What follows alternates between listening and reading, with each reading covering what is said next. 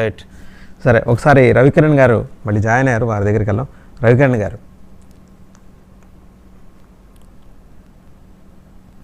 వినిపిస్తుందా? రవికిరణ్ గారు వినిపిస్తుంది. ఓకే. అయితే నేనేది ఏంటంటే, పార్టీలు క్యాండిడేట్లు గెలిచిన ఎమ్మెల్యేలు ఇటు నుంచి అటు నుంచి ఇటు వెళ్తాం అన్నది కొత్త కాదు. అది నాకు ఎన్నికల రిజల్ట్ అయిపోయినాక, రిజల్ట్ వచ్చాక దాన్ని బట్టి పరిస్థితి ఉంటుంది. సో దాని గురించి మీరన్నట్టు ఇప్పుడు 25 మంది జాబితాతో చంద్రబాబు నాయుడు గారిని కలిశారని చెప్పి మీరు చెప్తున్నారు. వాళ్ళందరూ మరి అమెరికా వెళ్ళారా, కలిశారా అన్నది మీరే చెప్పాలి. 25 మంది ఆయన కలవలేదండి. 25 మంది జాబితాతో కోటరి నాయుడు గారికి సమాచారం పంపించేసింది ఆల్రెడీ. దానికి ఆయన కోటరి, ఆయన వెంబడుండే టీడీ జనార్దన్ గారు, వీళ్ళందరూ ఇంకో 2-3 ఉన్నారు, రమణయ్య గారు పేర్లు కూడా చెప్పేస్తున్నా. అంటే ఇంత నిర్దిష్టమైన సమాచారం ఉంది కాబట్టి నేను చెప్పగలుగుతున్నా. సో వాళ్ళు వెళ్తే ఆయన సున్నితంగా తిరస్కరించారట. మనకి ఈ వ్యవహారాలు వద్దు, 2014లో మనకు అంటిన మసి ఈ రోజుకి మనల్ని వెంటాడుతోంది.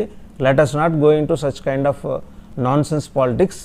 మనం అయితే వాళ్ళతో టచ్లో ఉండండి, అంతవరకే. వాళ్ళకేమి హామీలు అట్లాంటివి ఇవ్వమాకండి అని చెప్పేసి వాళ్ళతో అన్నట్టు పూర్తిగా అంతర్గత సమాచారం. మీరు పేరుతో సహా చెప్పేశారు కాబట్టి అది ఎంతో విశ్వసనీయ సమాచారం అని నేనైతే ఇప్పుడు భావిస్తున్నాను. తప్పనిసరి కూటమి అధికారంలోకి వస్తుందని చెప్పి సర్వత్రా ఉన్నటువంటి ఒక ఆలోచన దృష్ట్యా ప్రతిపక్షాల్లో ఉన్నటువంటి ఎమ్మెల్యేలు, ఇందాక నేను చెప్పినట్టు కోట్ల రూపాయలు ఖర్చు పెట్టినటువంటి ఎమ్మెల్యేలు తప్పనిసరిగా వచ్చే 5 ఏళ్ళు ప్రతిపక్షంలో కూర్చుంటే మాకేం వస్తాయి, అధికార పక్షంలోకి వచ్చేద్దాం అనే ఆలోచన ఉంటాం సహజం. ఎందుకంటే గతంలో కూడా మనం చూసాం 2014-19 వరకు 23 మంది ఎమ్మెల్యేలు అంటే వెళ్ళిపోయారు. మనం 23 చిన్న ఫిగర్ కాదు, చాలా పెద్ద ఫిగర్. వెళ్ళిపోయినప్పుడు మీరు అంటే ఇంకో 2-2 ఎక్కువ అంతే, 25 మంది వెళ్తాక రెడీగా ఉన్నారంటున్నారు. బట్ బాబు గారు ఈసారి అలా వద్దు, మనం చేయొద్దు అని కూడా చెప్తారు. కాబట్టి ఇది ఇంకా స్వాగతించదగిన విషయం. అనవసరమైన ఈ గోడ దూకే వాళ్ళని, క్యాంపులు దూకే వాళ్ళని ప్రోత్సహించకూడదు అన్న ఆలోచన చంద్రబాబు నాయుడు గారు చేయడం మంచి విషయంగా నేనైతే భావిస్తున్నాను.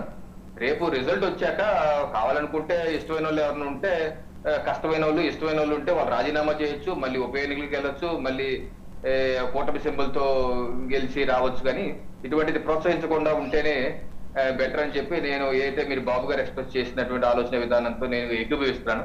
అటువంటి గతం కథ అయిపోయిన విషయాల్ని మళ్ళీ పునరావృతం చేయటం అంటే తప్పును మళ్ళీ రిపీట్ చేయటమే. అటువంటి తప్పు చేయనని చెప్పి చంద్రబాబు ఖరాఖండిగా చెప్పేశారు కాబట్టి అది చాలా మంచి విషయంగా నేనైతే స్వాగతిస్తున్నానండి. అలాగే ఇప్పుడు రేపేమన్నా మా కూటమికి ఏదైనా కొంచెం తగ్గి 1-2 వైసీపీకి 88 వచ్చిన గవర్నమెంట్ ఫామ్ చేస్తారు.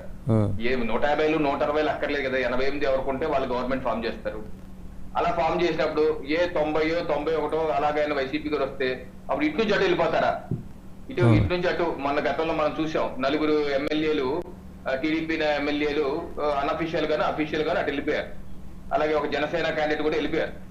సో అలాగే ఏమన్నా ఇటు నుంచి అటు వెళ్ళిపోతారా? అటువంటి కూడా ఉండొచ్చు, ఉండవు అని చెప్పడానికి లేదు. ఈసారి మీ ఇంకో సోర్సెస్ ని గట్టిగా నొక్కి, జగన్మోహన్ రెడ్డి గారి సోర్సెస్ కూడా నొక్కి ఆ విషయం కూడా మీరు కనుక్కొని అది కూడా డిబేట్ పెడితే దాని మీద కూడా డిస్కస్ చేద్దామని చెప్పేసి నాకు ఒకటండి, మీకు ఒక్కళ్ళు మీరు గెలిచినా చాలు గవర్నమెంట్ ఫామ్ చేయగల సత్తా దక్షత ఉన్న పార్టీ మీది. సో భయపడాల్సిన జగన్మోహన్ రెడ్డి గారు. తెలుగుదేశానికి వచ్చిన ఇబ్బంది లేదు, ఇలాగ మీ కూటమిలోనే ఉంది. ఇప్పుడు 88 నిజంగానే జగన్మోహన్ రెడ్డి గారికి వస్తే కరెక్ట్గా 6 నెలలు చాలు మీకు. బీజేపీ గవర్నమెంట్ 6 నెలల్లో దాన్ని కూటమి ప్రభుత్వంగా మార్చేస్తారు మీరు, అందులోంచి డౌట్ ఏం లేదు. అందులో చూసాం కదా నార్త్ ఈస్ట్లో. అది ఎమ్మెల్యేలు చేతుల్లో ఉంటది. ఇంకా కాకపోతే నేను చెప్పేది ఏంటంటే ఇప్పుడు త్రికోణ పోటీ లేదు, 2 గ్రూపుల మధ్య పోటీ. త్రికోణ పోటీ ఉంటే వేరే రకమైన సమస్యలు వస్తాయి. 2 గ్రూపుల మధ్య వచ్చినప్పుడు ఎవరికి 88 ఫిగర్ వచ్చిన వారిని గవర్నర్ గారు ప్రభుత్వం ఏర్పాటు చేయడానికి ఆహ్వానిస్తారు. సార్ ఒకటి, ఆంధ్రప్రదేశ్లో ఒక కార్పొరేట్ సంస్థ ఏర్పాటైపోయింది ఆల్రెడీ, షిండేస్ మ్యానుఫ్యాక్చరింగ్ కంపెనీ అని. షిండేలు తయారవుతున్నారు. అయితే ఆ షిండేలు ఇటు వెళ్తారా అటు వెళ్తారా అనేది 88, 90 అనే నెంబర్ని బట్టి ఆధారపడి ఉంటుంది ఎవరికి వస్తాయనేది. ఇటే దానికి మనకి మహారాష్ట్రలో మాదిరి ఎంత వేచి ఉండాల్సిన అవసరం అయితే కూడా ఆంధ్రప్రదేశ్లో కనిపించట్లా, చాలా క్విక్గా అయిపోతాయి. ఎందుకంటే జనాల్ని అంతసేపు డొలాయమానంలో పెట్టాలన్న ఆలోచన కూడా ఇటు నుంచి అటు వెళ్ళాలనుకున్నా అటు నుంచి ఇటు రావాలనుకుంటున్న షిండేలకి అయితే ఉండదు ఈసారి, అది స్పష్టం. అంతవరకు క్లారిటీ ఉంది. ఒకసారి చెప్పండి. చిండేలు అయితే మన రాష్ట్రంలో కొత్త కాదండి, మనం అది ఎప్పుడో 3 దశాబ్దాల క్రితమే చూసాం ఆ చిండేల్ని. సో మనకు కొత్త కాదు, మన రాష్ట్రానికి మారాలనుకున్నారు ఎట్లాగో మారుతారు. మనం ఏం చేయలేం అది. అంటే సిద్ధాంతపరంగా ఉండే పార్టీలు 2 ఉన్నాయి దేశంలో, ఒకటి బీజేపీ, 2 సిపిఎం. వీళ్ళు పుట్టుక నుంచి పార్టీలో వాళ్ళు రాజకీయంగా వాళ్ళు ఇంకా రిటైర్ అవుదాం అనుకున్న దాకా కూడా ఆ పార్టీలోనే ఉంటారు. రిటైర్ అయిన తర్వాత కూడా వాళ్ళు ఏమి డీవేట్ కారు. నేను ఈ 2 పార్టీలు మినహాయించి మిగిలిన వాళ్ళ గురించి మాట్లాడుతున్నాను. మిగిలిన వాళ్ళు ఎవరు కూడా దీనికి అతీతులు గారు. ఒకసారి వెంకటేశ్వర రెడ్డి గారి దగ్గరికి వెళ్దాం. ఆయన చాలా ఆందోళనలో ఉన్నారు. ఆ 25 మంది పేర్లు ఏంటి, మరి ఆయనకి ఏమైనా తెలుసా, ఆయన ఏమైనా చెప్తారా? వెంకటేశ్వర రెడ్డి గారు.